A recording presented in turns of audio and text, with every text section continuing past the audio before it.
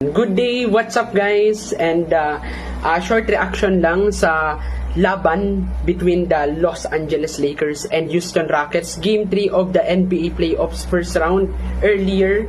And nanalo po ang Los Angeles Lakers with the 3-0 lead. Nanalo sila via close fight na score na 112-108. So, a short analysis lang guys, no? Prior to that game, naglaro po si Kevin Durant, and natalo pa rin ang Houston Rockets.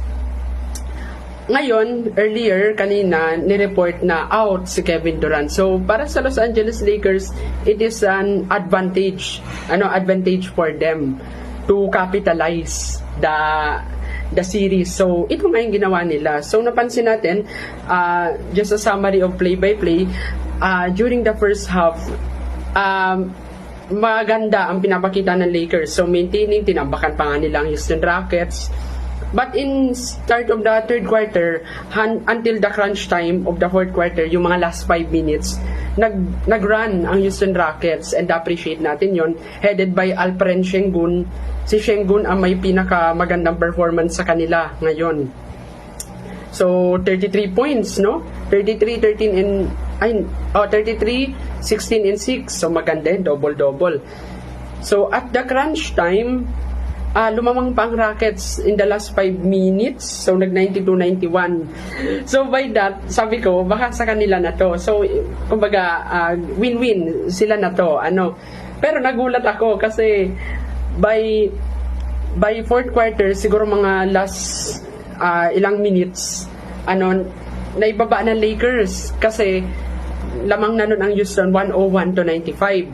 So si Marcus Smart nag-take ng shot, tig-beat niya yung isang player ng Houston, and then 3 points yon sa 3-point line. So na-beat niya, na-foul siya, and then nakashoot siya ng 3 straight free throw. So 101-98 na. And then ito na yung sinasabi natin, that's a clutch, unkabogable, unreality, pero reality, na play by LeBron James, guys. So LeBron James tied the game, so 101 all, diba? Maganda.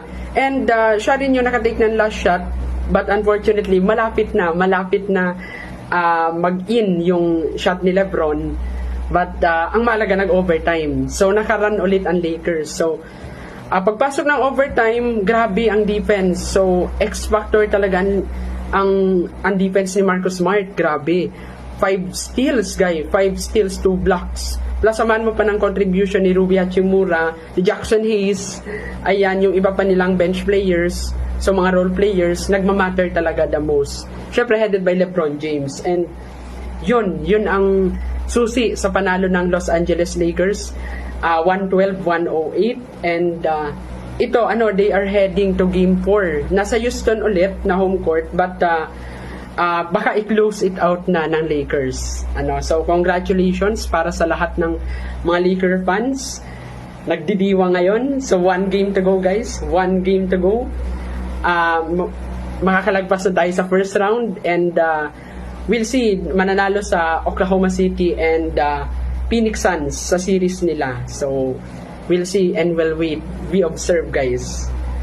So yun lang naman, just a bit reaction sa pagkapanalo. And masasabi natin na maganda yung team collaborative effort ng Los Angeles Lakers.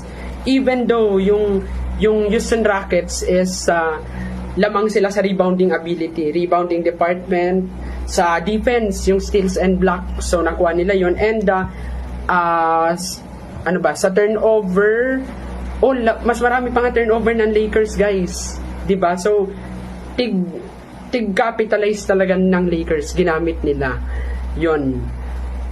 Ayan, so that's it, guys, that's it. So let's see and wait for the game 4, and good luck to Lakers and Rockets fans.